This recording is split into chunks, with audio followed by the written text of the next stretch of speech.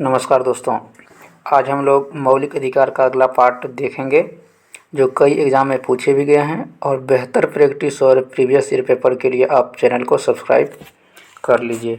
चलिए आज हमारा क्वेश्चन अगला है आपके सामने, आप देखिए और अपने से इसको बनाइए कि भारत के संविधान का अनुच्छेद 17 किस प्रावधान से संबंधित है।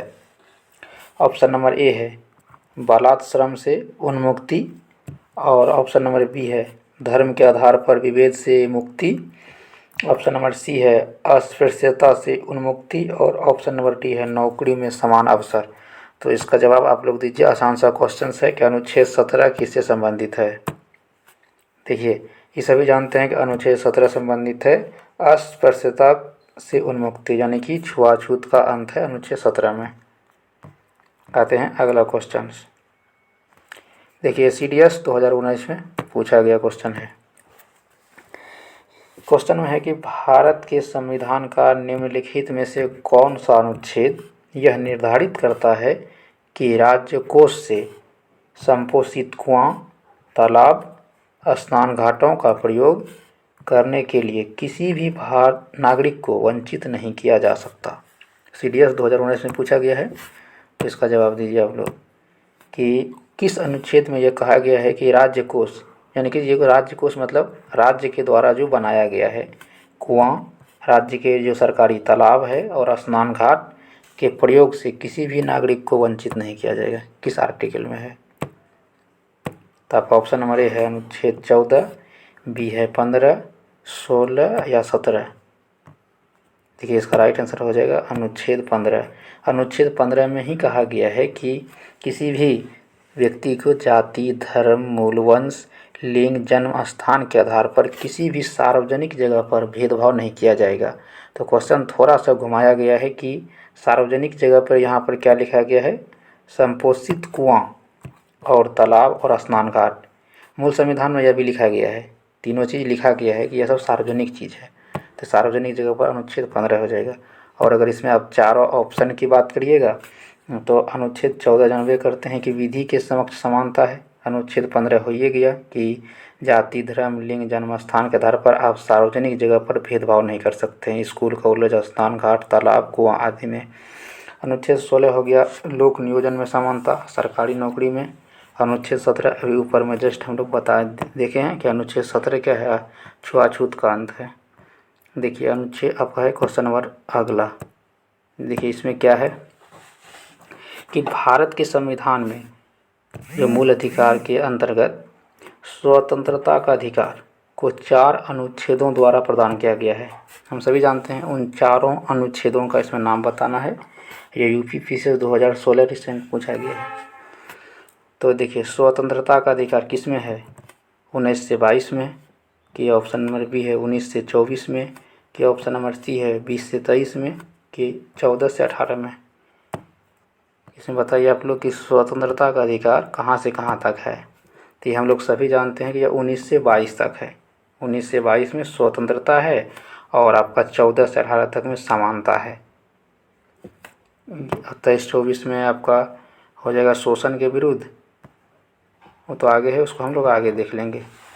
तो ये हमेशा याद रखिए UPPCS 2016 में जब पूछा गया है तो स्वतंत्रता का अधिकार 19 से 22 में है, तो आपको पूछ सकता है कि समानता कहाँ से कहाँ है, तो 14 से 18 पूछ सकता है। शोषण के विरुद्ध कहाँ है, तो 23 से 24 बोलेगा। धार्मिक स्वतंत्रता कहाँ से कहाँ है, तो 25 से 28 पूछा जा सकता है। शिक्षा और संस्कृति कहाँ है, तो आपको 29 और 30 याद रखिएगा, केवल अल्पसंख्यक के लिए है। संवैधानिक उपचारों का अधिकार पूछ सकता है, कहाँ है, तो अनुच्छेद 32। इसे भीमराव अंबेडकर साहब ने संविधान की आत्मा बोला था। आत्मा भी है, हृदय भी है, दिल भी है, जो बोलिए। अनुच्छेद 32 को बहुत चीज़ बोल सकते हैं आप। चलिए अगला क्वेश्चन हम लोग देखते हैं। थोड़ा क्वेश्चन जल्दी जल्दी हम लोग खींचेंगे, लेकिन क्वेश्चन बहुत बेहतरीन है, आप बनाइए। इस सीट बनाने के बाद फिर आपको सारा कन्फ्यूजन दूर हो जाएगा। देखिए IAS प्री का क्वेश्चन है, थोड़ा ठीक ठाक ढंग से ही प्रिंट नहीं, फोटो नहीं खींचाया है। चलिए अनुच्छेद 14 में मिलाना है क्या क्या है, ज़्यादा नहीं देखेंगे। इसमें मिलाना है आपको क्या है कि राज्य किसी नागरिक को केवल धर्म, मूलवंश, जाति, लिंग, जन्मस्थान या इनमें से किसी के आधार पर कोई विभेद नहीं करेगा। ये किस में है? अभी हम लोग उधर देखेंगे, ये अनुच्छेद 15 में है। अनुच्छेद 15 में है, ये मिलान वाला क्वेश्चन है, तो अगर एक भी मिला लिए तो आपका वैसे भी सारा क्वेश्चन बन जाएगा। अगला देखिए, ऑप्शन नंबर बी में था कि राज्य भारत के राज्य क्षेत्र में किसी व्यक्ति को विधि के समक्ष समता या विधियों के समान संरक्षण से वंचित नहीं करेगा। ये आप लोग बताइए इसमें क्या है? विधि के समक्ष समानता हम पिछला वीडियो में भी बताए हैं, यह अनुच्छेद 14 में है, तो यह आर्टिकल हो जाएगा आपका 14। अब देखिए तीसरा नंबर ऑप्शन है अस्पृश्यता यानी कि छुआछूत, अनटचेबिलिटी। अस्पृश्यता का अंत ये लिखा गया है, किया जाता है उसका किसी भी रूप में आचरण निषिद्ध किया गया है, यानी कि छुआछूत या अस्पृश्यता का अंत किस में है? तो हम लोग ये जानते हैं, ये आपका अनुच्छेद 17 में हो जाता है और इसके विरुद्ध कानून भी बना हुआ है। अब इस प्रकार का कोई चीज़ अपराध बहुत बड़ा अपराध है। और राज्य के अधीन किसी पद पर नियोजन या नियुक्ति से संबंधित विषयों में नागरिकों को समान अवसर, ये सभी जानते हैं कि समान अवसर कहाँ है? अनुच्छेद 18 में है। और यूपीएससी प्री का क्वेश्चन है, रिसेंटली वाला है ये, तो देख लीजिए आसान है, केवल 14, 15, 16, 17 और 18 को इस तरह से पूछ दिया है, आपको मिलान करना है।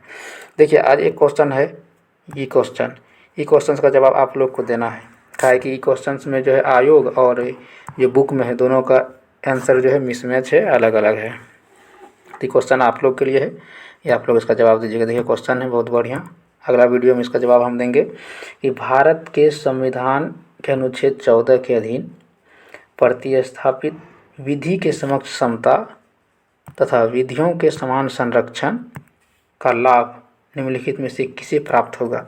इसका डायरेक्ट मतलब है अनुच्छेद 14 किसे किसे प्राप्त होगा।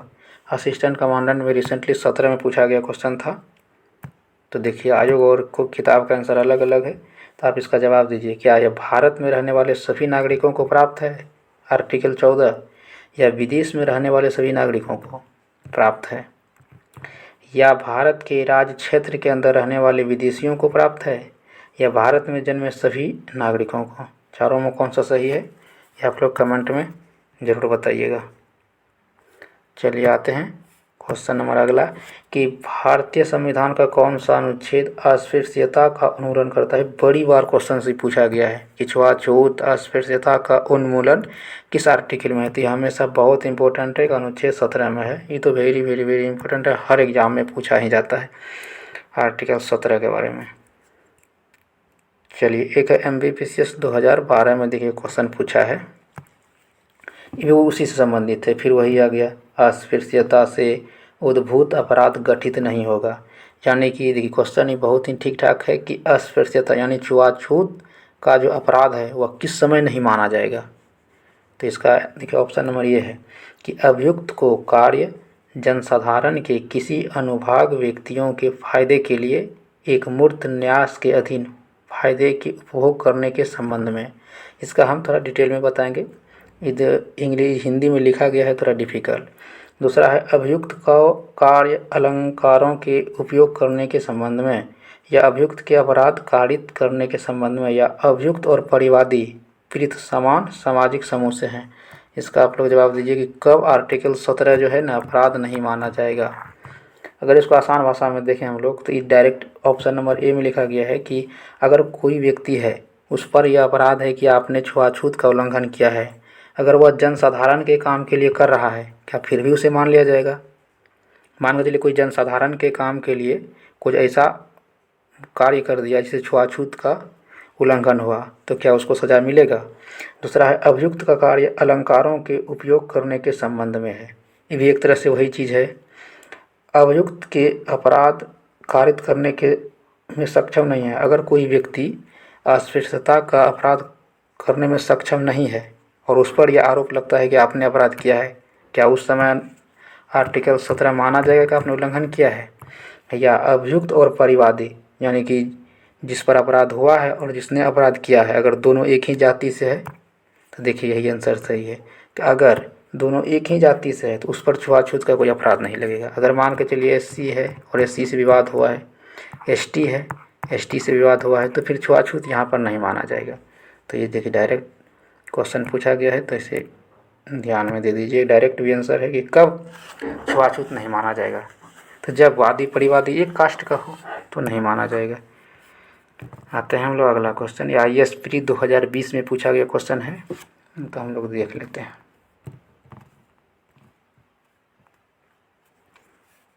देखिए,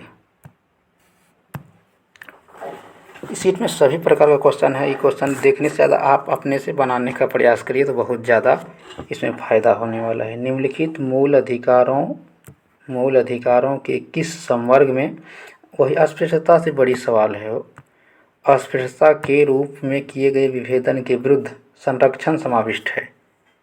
जवाब दीजिए। शोषण के विरुद्ध अधिकार, स्वतंत्रता के अधिकार, संवैधानिक उपचारों का अधिकार या समता का अधिकार? यूपीएससी का क्वेश्चन है, इसमें तो पहले भाषा को समझना ही बड़ी मुश्किल है कि निम्नलिखित मूल अधिकारों के किस संवर्ग में अस्पृश्यता के रूप में किए गए विभेदन के विरुद्ध संरक्षण समाविष्ट है?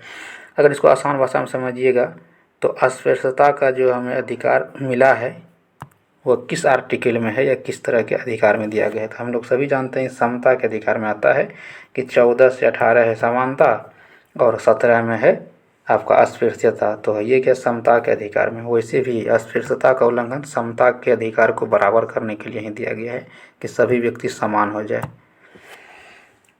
देखिए, अगला क्वेश्चन है कि भारत के संविधान स्पष्टतः प्रेस की आज़ादी की व्यवस्था नहीं करता है, किंतु यह आज़ादी निहित है। यूपीपीसीएस 2003 में पूछा गया है। आप लोग बताइए कि भारत का संविधान प्रेस की आज़ादी की व्यवस्था नहीं करता है, लेकिन यह आज़ादी किस में निहित है?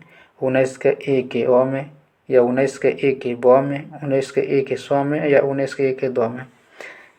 देखिए, पहला नंबर ही है 19 के ए के अ में। पहला नंबर आंसर सही हो जाएगा कि बोलने की आज़ादी या अभिव्यक्ति की आज़ादी जो है हमें 19 के ए के अ में जो है इसी में मिला गया है। प्रेस की आज़ादी भी है और बोलने की आज़ादी है। किसी भी रूप में आप किसी चीज़ को अपना विचार व्यक्त कर सकते हैं। झंडा फहराने का है, विरोध प्रदर्शन का भी है, शांतिपूर्ण रूप से विचारों को अपना बात को रख सकते हैं, जिस भी रूप में रखिए, लेकिन वह खाली संविधान के अनुकूल होना चाहिए। सभी 19 के 1 में आ जाएगा। अब देखिए, एक क्वेश्चन है यूपीपीसीएस मेंस 2004 में पूछा गया है कि संविधान के किस अधिकार के अंतर्गत अनुच्छेद 19 के ए के 2 को अनुच्छेद 21 से मिलाकर पढ़ने पर प्राप्त होता है? देखिए, इसमें विदेश यात्रा का अधिकार है कि शरण पाने का अधिकार है, एकांतता का अधिकार है, सूचना प्राप्त करने का अधिकार है? देखिए, संविधान के किस अधिकार के अंतर्गत अनुच्छेद 19 के ए के 2 को 21 से मिलाकर पढ़ने पर प्राप्त होता है? यह दिया गया है सूचना प्राप्त करने का अधिकार में। ऑप्शन नंबर डी इसका सही आंसर दिया है। लेकिन इसको ध्यान से देखने की चीज़ है कि इसमें एक प्रकार का और क्वेश्चन है कि 19 का एक अगर यहाँ पर और हटा तो हो जाता है विदेश यात्रा का अधिकार। चलिए आते हैं क्वेश्चन हमारा अगला 43 नंबर क्वेश्चन है। आप लोग कमेंट में करिएगा, कोई दिक्कत है तो आप कुछ इसमें सुझाव भी है तो आप लोग बताइएगा। भारत के संविधान का निम्नलिखित में से कौन सा अनुच्छेद दोहरे खतरे से किसी व्यक्ति की रक्षा करता है? देखिए, रिसेंटली CDS 2020 में पूछा है कि भारत के संविधान का कौन सा अनुच्छेद दोहरा खतरा से व्यक्ति की रक्षा करता है? ऑप्शन ये है अनुच्छेद 20, अनुच्छेद 21, या अनुच्छेद 22, या अनुच्छेद 23? बताइए आप लोग, दोहरा खतरा से किसी व्यक्ति की रक्षा किस अनुच्छेद में है? देखिए, यह आर्टिकल 20 में। अब आर्टिकल 20 में ही लिखा गया है कि आपको दोष सिद्धि से संरक्षण की, आपको एक गलती के लिए दोबारा या सज़ा नहीं दिया जा सकता है। उसी चीज़ को यहाँ लिखा है दोहरा खतरा, कि आपको दोहरा खतरा अनुच्छेद 20 का विषय है। आप लोग जानते हैं कि एक गलती केवल एक सज़ा है, इसीलिए वह चीज़ लिखा गया है। आते हैं हम लोग अगला क्वेश्चन 44 नंबर क्वेश्चन है। आप लोग देखिए, निम्नलिखित में से कौन संविधान के अनुच्छेद 21 के दायरे में नहीं आता है? यूपीपीसीएस 2017 का है कि संविधान के अनुच्छेद 21 में कौन नहीं आएगा? आर्टिकल 1, एक चिकित्सक द्वारा घायल को चिकित्सीय सहायता। ध्यान से सुनिएगा ऑप्शन, और ऑप्शन नंबर बी है कार्यस्थल पर महिलाओं का लैंगिक उत्पीड़न। ऑप्शन नंबर सी है पानी की गुणवत्ता को दूषित करना। ऑप्शन डी है मृत्युदंड। तो आपको बताना है इन चारों में कौन अनुच्छेद 21 के अंतर्गत नहीं आता है। देखिए, चारों में से 3 तो आता ही है। एक चिकित्सक द्वारा घायलों का चिकित्सीय सहायता आर्टिकल 21 में है। प्राण और दैहिक स्वतंत्रता में, यानी आपके प्राण को कोई खतरा में नहीं डाल सकता है। कार्यस्थल पर महिलाओं का लैंगिक उत्पीड़न, ये भी आर्टिकल 21 में बाद में जोड़ा गया है। पानी की गुणवत्ता को दूषित करना, ये भी आर्टिकल 21 में है कि आप सार्वजनिक रूप से ऐसा कोई काम नहीं करें जिससे दूसरे व्यक्ति को जीवन का क्षति हो जाए। यानी पानी की गुणवत्ता दूषित करिएगा तो किसी दूसरा व्यक्ति का एक आर्टिकल 21 का उल्लंघन होगा। हरा पेड़ काटिएगा उसमें भी होगा। ये सब तो आर्टिकल 21 के अंदर आ जाएगा। मृत्युदंड नहीं आता है, तो आज इसका आंसर हो जाएगा मृत्युदंड। आते हैं क्वेश्चन नंबर 45 कि सर्वोच्च न्यायालय के किस मामले के निर्णय के कारण संविधान के अनुच्छेद 21 के कार्यक्षेत्र का विस्तार कर शिक्षा के अधिकार को उसमें शामिल किया गया है। एकदम अच्छा क्वेश्चन है कि शिक्षा का अधिकार जो आर्टिकल 21 में दिया गया है वह किस केस के बाद दिया गया है, सर्वोच्च न्यायालय में किस केस के बाद। तो ऑप्शन नंबर ए है उन्नी कृष्णन बनाम आंध्र प्रदेश, गोविंद बनाम मध्य प्रदेश राज्य, परमानंद कटारा बनाम भारत संघ, चमेली सिंह बनाम उत्तर प्रदेश राज्य। तो बहुत अच्छा क्वेश्चन है। ये सभी जानते हैं कि शिक्षा का अधिकार 21 को अक्वा में प्राथमिक शिक्षा का अधिकार हम लोग का मूल अधिकार है, जिसमें 6 से लेकर 14 साल तक के बच्चों को निःशुल्क शिक्षा देना राज्य का काम है। लेकिन ये तो बाद में जोड़ा गया है। आपको याद होगा कि ये 86वां संविधान संशोधन 2002 में से पारित किया गया था और 1 अप्रैल 2010 को लागू किया गया। तो ये वो सभी जानते हैं, लेकिन क्वेश्चन देखिए नया 2020 में आया है तो थोड़ा घुमा के आप पूछ रहा है। वो पिछला पुराना चीज़ नहीं पूछ रहा है, आप पूछ रहे हैं किस केस के द्वारा जोड़ा गया।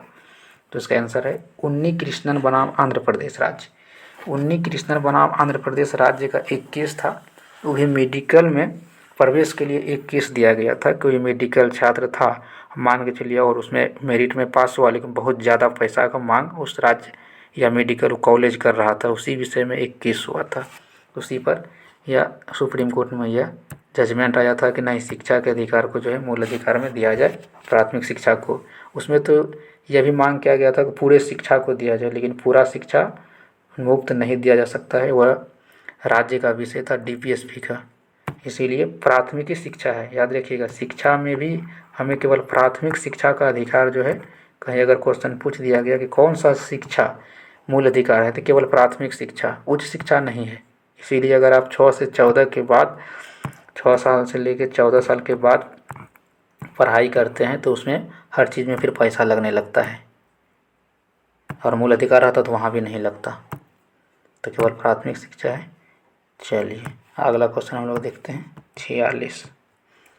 वही क्वेश्चन है, देखिए नहीं, दूसरा क्वेश्चन है कि उच्चतम न्यायालय यानी सुप्रीम कोर्ट की व्यवस्था के अनुसार निजी भवनों के ऊपर राष्ट्रीय झंडा फहराना, बहुत अच्छा क्वेश्चन है। निजी भवनों के ऊपर राष्ट्रीय झंडा फहराना नागरिकों का मौलिक अधिकार है, तो बिल्कुल है। तो किस आर्टिकल के तहत? ऑप्शन नंबर देखिए, अनुच्छेद 14 या अनुच्छेद 19 का 1A या संविधान का आर्टिकल 21 या अनुच्छेद 25। आप लोग बताइए, अपने भवनों पर झंडा फहराना हमारा मूल अधिकार है, किस अनुच्छेद के तहत? तो ऑप्शन नंबर बी सही है, 19 का 1 तहत, यानी विचार और अभिव्यक्ति की स्वतंत्रता में यह निहित है। यह भी सुप्रीम कोर्ट के आदेश के बाद लागू हुआ है। अनुच्छेद 19 के सुप्रीम कोर्ट में केस के बाद यह आया है कि हम भी अपना विचार अभिव्यक्ति, मान के चलिए कोई व्यक्ति है, राष्ट्र के प्रति अपना विचार अभिव्यक्ति को अगर वह भी दिखाना चाहता है तो अपने यहाँ झंडा फहरा सकते हैं। इससे पहले राष्ट्रीय ध्वज को किसी भी प्राइवेट स्थान पर या अपने घर में फहराने नहीं दिया जाता था। ये निर्णय के बाद से लागू कर दिया गया और अब हर व्यक्ति अब झंडा फहरा सकते हैं। चलिए आज हम लोग यहीं क्वेश्चंस को रखते हैं, और देखिए चैनल को सब्सक्राइब जरूर कर दीजिए। अगर वीडियो ठीक ठाक है तो लाइक करिए और थोड़ा कमेंट भी करिए अगर उसमें कुछ सुधार की आवश्यकता है तब।